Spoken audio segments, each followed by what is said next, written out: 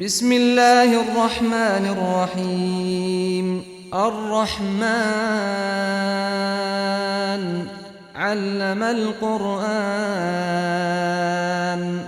خلق الإنسان علمه البيان الشمس والقمر بحسبان والنجم والشجر يسجدان